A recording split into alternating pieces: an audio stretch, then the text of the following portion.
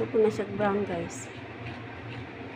Pero medyo ano pa siya, 5 to 10 minutes pa siya matapos. Yung ganyan.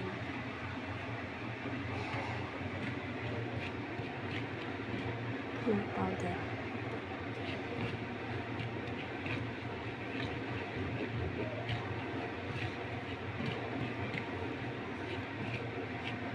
Pang topping sa cake.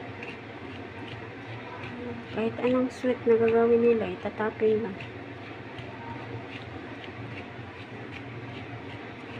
Kapal ko din. Ang dami kasi.